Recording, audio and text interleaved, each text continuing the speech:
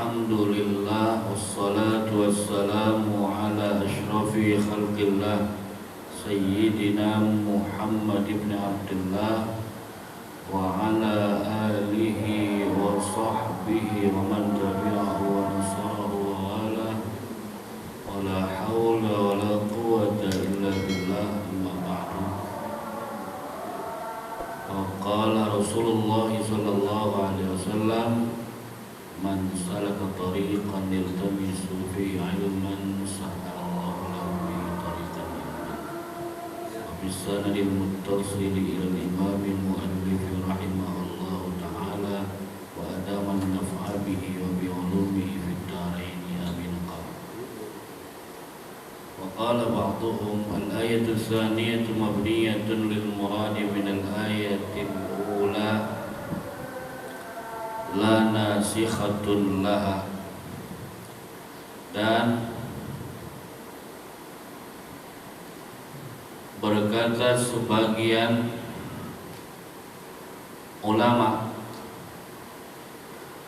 bahwa ayat yang kedua yaitu firman Allah ittaqullaha haqqa tuqatih,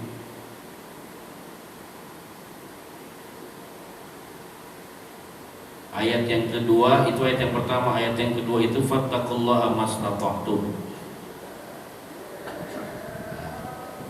Jadi ada dua ayat yang menyuruh kita untuk melakukan ketakwaan kepada Allah. Yang pertama itu ittaqullaha haqqa tuqatih. Ya, bertakwalah kepada Allah. Ya, bertakwalah kalian kepada Allah sebenar-benarnya. Kemudian ayat kedua fattaqullaha mastata'tum, bertakwalah kalian kepada Allah semampu kalian. Ya. Sebagian ulama mengatakan bahwa ayat yang kedua ini mabniyatun lil muradi minal ayatil ula la nasikhatun laha. Jadi ayat yang kedua yang bertakwalah kalian kepada Allah semampu kalian justru bukan menasah atau menghapus hukum ayat yang pertama. Ya, yang pertama kan ittaqullaha haqqa tuqatih. Ya, jadi sebagian ulama mengatakan bahwa justru ayat kedua itu adalah makna daripada ayat yang pertama. Gitu. Jadi ayat ittaqullaha haqqa tuqatih, bertakwalah kamu semua kepada Allah dengan sebenar-benarnya takwa. Penjelasannya adalah takwalah kalian semua kepada Allah semampu kalian, itu maknanya. Ya, jadi bukan menasah atau menghapus hukum yang pertama, tetapi sebagian ulama sudah kita jelasin kemarin bahwa maknanya menghapus hukum daripada ayat yang pertama. Ya, biasalah terjadi perbedaan pendapat bukan cuma di kalangan fuqaha saja, tetapi para mufassirin juga begitu.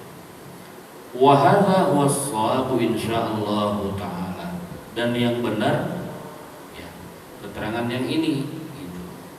Insyaallah taala ya, kata Syekh Imam Al-Habib Abdullah Ba'alawi Al-Haddad.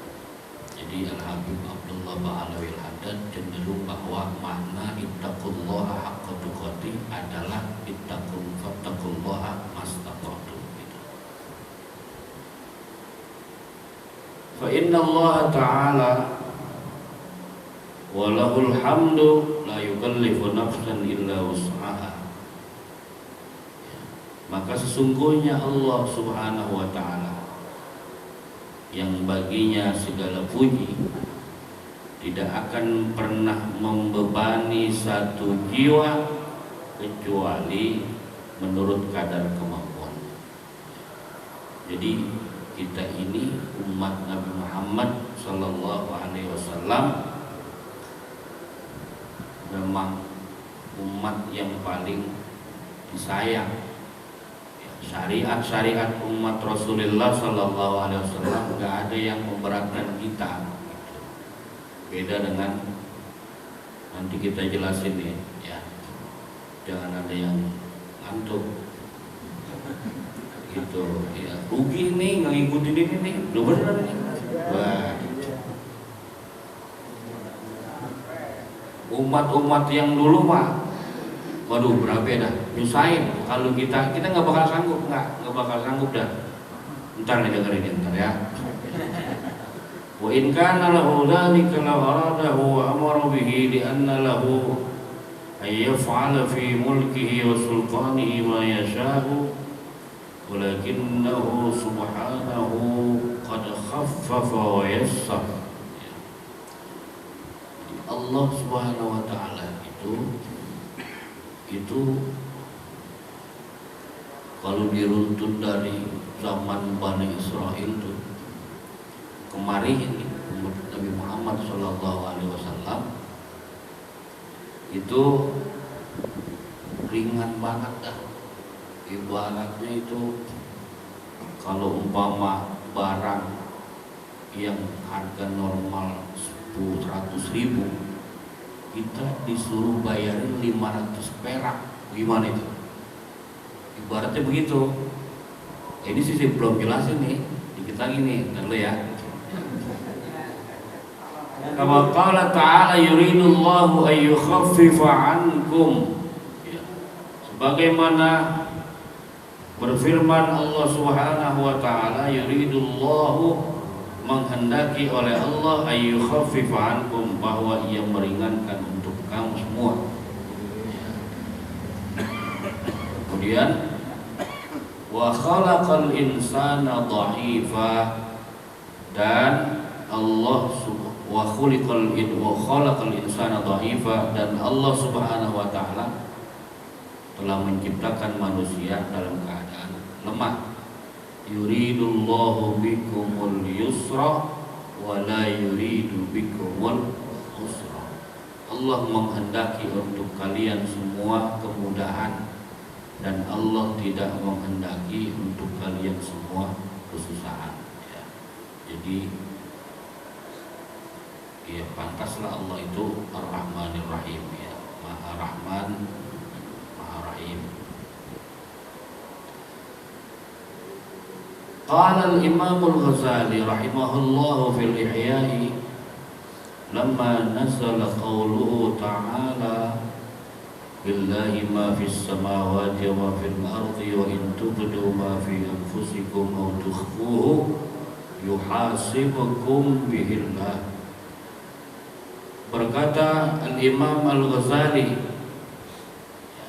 rahimahullahu ta'ala di dalam Ihya Ulumuddin, kata Imam Ghazali, ketika Allah turunkan ayat lillahi ma fis samawati ma fil ardi, bagi Allah, milik Allah segala yang ada di 7 lapis langit dan yang ada di 7 lapis bumi. Wa in tubdu ma fi anfusikum, dan jika kalian tampakkan, ya, tampakkan gitu, ya. Kalau kalian tampakkan apa-apa yang ada di dalam diri kalian, atau kalian semua sembunyikan, yuhasibkum billah, pasti akan Allah perhitungkan itu, gitu. Jadi kalau yang ada di dalam diri kita itu kita keluarin gitu, kita ekspresikan, ya, atau kita sembunyikan gitu. Ada istilah nggak apa-apa pecah di perut, asal jangan pecah di mulut gitu, ya. Ditampakin itu yuhasibkum billah, pasti itu nggak luput dari perhitungan Allah Subhanahu wa taala. Ketika itu ayat turun, syaqqa dzalika ala ashabi Rasulillah sallallahu alaihi wasallam. Para sahabat ini merasa kesulitan tentang makna ini ayat apa gitu.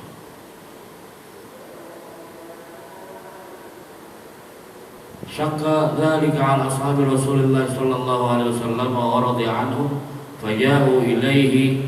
Kemudian mereka datang kepada Rasulullah sallallahu alaihi wasallam wa qalu ya Rasulullah kullifna ma la nutiq wa fahimu min al-ayati al-mu'akhadati wal-muhasabati hatta ala hadithin nafsi. Mereka bertanya, wahai Rasulullah, para sahabat nih ya, kami telah dibebankan sesuatu yang kami tidak sanggup, dan yang mereka pahami dari ayat tentang dihukumnya seseorang dan dihisabnya seseorang sampai urusan hadisun nafs. Hadisun nafs itu bisikan hati, itu bisikan hati ini yang terbersit pada dalam hati kita. Ini kan teman kita aja belum tentu tahu gitu. Tapi itu enggak luput itu dari penglihatan Allah Subhanahu wa taala. Faqala lahum alaihi salam, maka menjawab Rasulullah sallallahu alaihi wasallam, "Aturiduna an taqulu kama qalat banu Israila sami'na wa 'asayna, walakin qulu sami'na wa ata'na, ghufranaka rabbana wa ilaikal masir." Kata Rasulullah, apakah kalian ingin mengatakan sebagaimana yang dikatakan oleh Bani Israel? Bani Israel itu ngomongnya sami'na wa 'asayna, kami dengar tapi kami ingkari.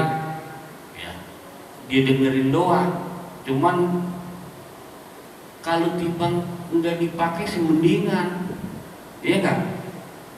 Kita dinasehatin nih, kita nggak pakai mendingan.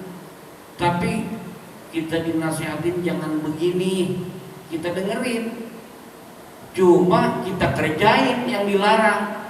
Itu, ini kan sengkek rongkah gitu, ya, kayaknya meledek banget, bener nggak? Kalau dibilangin dinasihatin, ya, tapi dia nggak kerjain, mendingan dikit, itu mendingan. Karena hormat itu memang lebih utama ketimbang taat, ya, benar nggak? Cuma ini yang memang kayak orang ngeledek, dinasihatin, dibilang iya, jangan kerjain, yang itu dia kerjain juga. Itu Bani Israel tuh, kaumnya Nabi Musa alaihi salatu wassalam. Tapi kata Rasulullah, akan tetapi ucapkan olehmu sami'na wa ata'na, kami dengar dan kami taati. Ghufranaka rabbana wa ilaikal masir, nas'aluka ghufranak, ya, kami mohon ampunanmu ya Allah, wa ilaikal masir, dan kepadamu adalah tempat kembali. Faqalu dzalika wa anzalallahu amanar rasulu bima unzila ilaihi min rabbih wal mu'minun. Lalu mereka, orang-orang para sahabat yang bertanya kepada Rasulullah, ucapkan itu, ya, sami'na wa ata'na ghufranaka rabbana wa ilaikal masir. Lalu Allah turunkan ayat amanar rasulu bima unzila ilaihi min rabbih wal mu'minun, ya. Rasul itu Nabi Muhammad sallallahu alaihi wasallam beriman terhadap apa yang diturunkan Allah kepadanya, itu Al-Qur'an. Juga orang-orang mukmin, kita semua nih orang-orang mukmin, ya, kita kan mengimani adanya Al-Qur'an dan mengimani kandungan daripada Al-Qur'an. Fa'uqiya dzalika anhum wa ma ba'dahu min du'aihim bi alla yu'akhidhahum bin nisyani wal khata'i wa alla la yuhmal 'alaihimul isru ila akhir ma akhbara bi anhum fastajaba lahum wa khaffafa wa yassara rafa'al haraj falahul hamdu katsira. Jadi doanya para sahabat, doanya orang-orang mukmin supaya enggak disiksa lantaran lupa dan salah. Iya enggak? Kita nih kalau lupa itu enggak bakal disiksa sama Allah. Enggak bakal disiksa. Kita nih udah tabiatun niyah tadi nih. Udah niat puasa, benar enggak? Udah niat puasa, bahkan malam pertama kita udah dobelin. Kita niat harian sama niat di awal 1 bulan penuh, itu kan sunnah tuh ya. Jadi manakala kita lupa udah tercover tuh sama yang kita niatin puasa 1 bulan penuh. Nah ini kita habis sholat subuh, begitu habis kuliah subuh ada nasi goreng daun mengkudu itu, akhirnya kita gegaras, ya enggak? Lagi bengis-bengisnya ada yang teriak, puasa. Udah, yang udah di perut udah jangan dikeluarin. Itu rezeki namanya. Allah gak bakal siksa itu.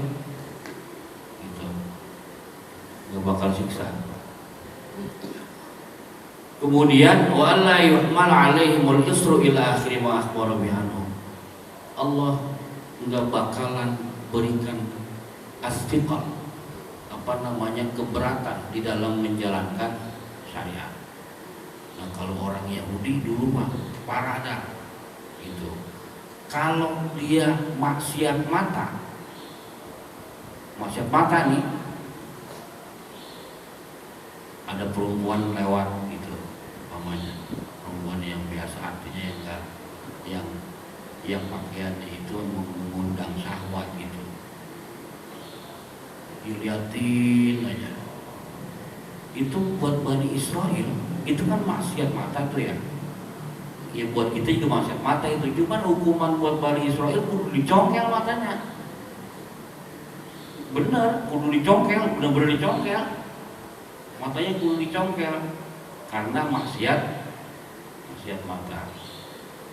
Kemudian kalau dia melakukan misalnya zina gitu, itu pagi-pagi di depan pintu rumahnya udah ditulisin tuh sama orang kampung gitu, si fulan telah melakukan zina dengan fulana gitu. Jadi ketahuan semua, orang pada tahu semua itu orang Yahudi, orang Bani Israel begitu. Terus kalau pakaian dia mau ibadah nih, pakaian dia kecipratan najis, umpamanya lembaran ini najis nih, ini air itu nggak cukup untuk menghilangkan najis, nggak cukup, dia kudu digunting, dibuang. Berat nggak? Kalau itu syariat berlaku buat kita, nggak ada yang utuh pakaian kita ini. Benar-benar, benar nggak?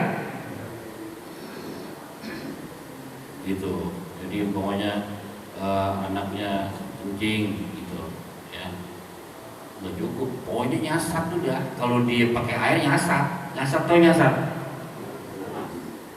dia percuma itu, percuma, harus digunting. Kemudian kalau najis itu terkena ujung kemaluannya, itu kudu digunting juga. Ya bener-bener ini saya baca ini ya.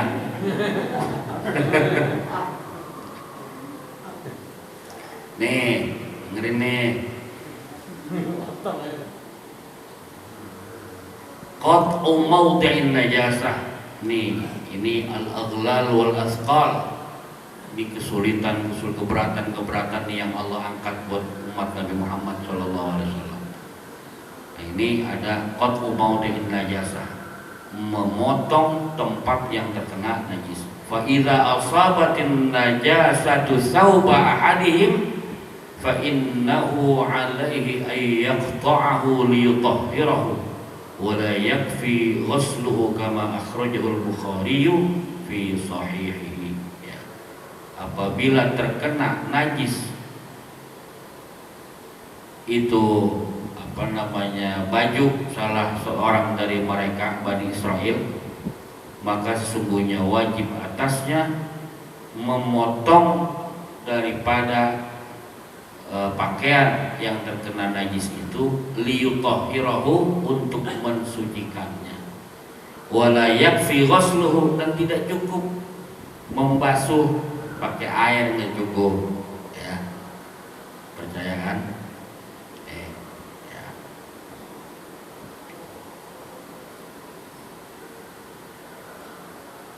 وقد زعم بعضهم أنه كان يجب قطع ما أصابته النجاسة ولو كان من الجسم اعتمادا على ظاهر رواية أبي داود فيها كانوا إذا أصاب البول جسد أحدهم قطعوا ما أصابه البول منهم. Di bab al-istibra' minal baul.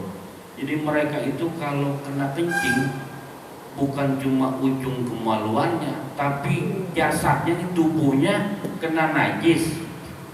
Mau air kencing kek, mau teh cecek kek, gitu. Pokoknya najis kena badan dia, qata'u ma asabahul baulu minhu, dipotong sama dia. Seset dari seset. Kalau nggak dicongkel nih pakai cangkram tuh yang saudaranya pacul, yang kayak garpu, seset gitu.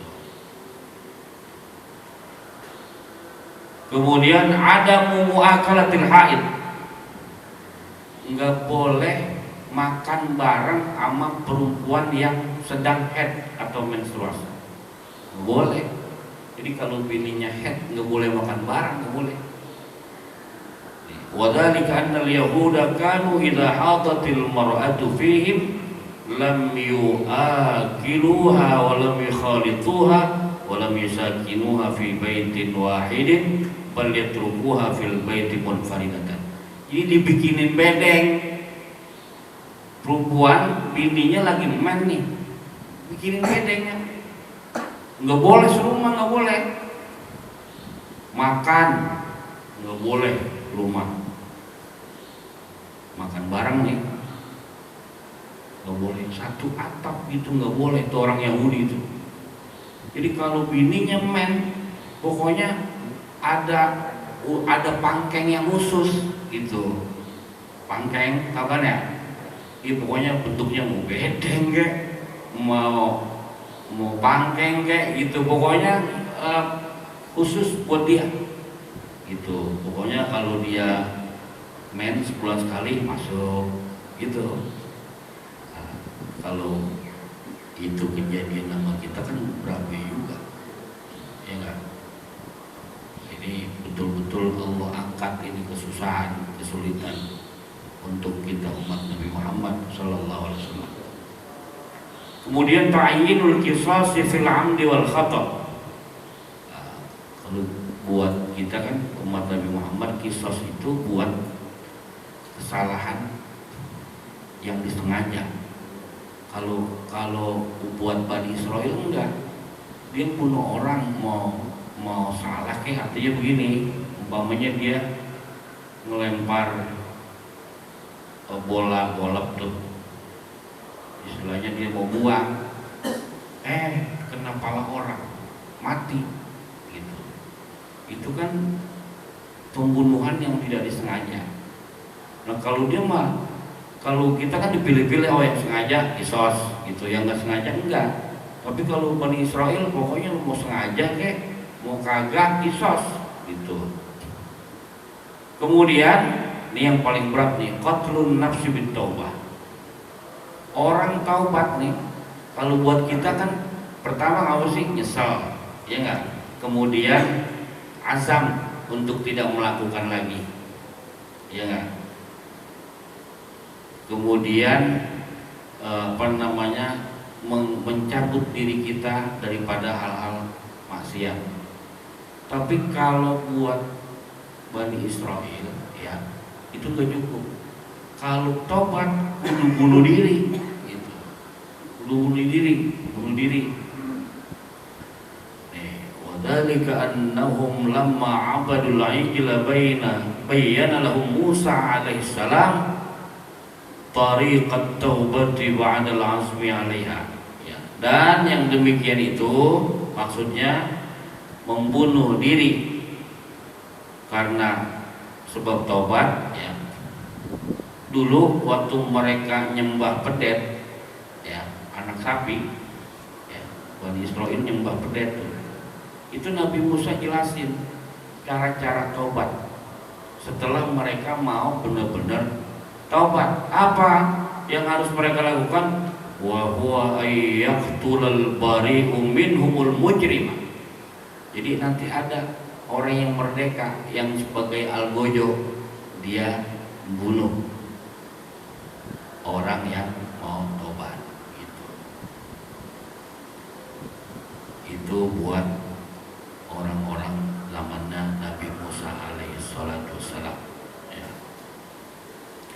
Kemudian wadhalika aidan huwa tariqut taubati fi jumlatin minal ma'asi yakunu biqat'il a'dha'il khati'ati kal lisani fil kidbi wal dzakari fis zina wafaqul aini fil nazaril ajnabiyyah. Kemudian cara taubat pada sebagian daripada maksiat-maksiat adalah dengan memotong anggota tubuh yang melakukan kesalahan ya, seperti lidah ketika melakukan kebohongan. Jadi dulu orang Yahudi ini Bani Israel, dia kalau mulutnya bohong, lidahnya berbohong, itu lidahnya digunting ya, itu ternyata anak bayi ini ibunya lagi netek ini, pulas hilang anaknya, kira-kira panik gak?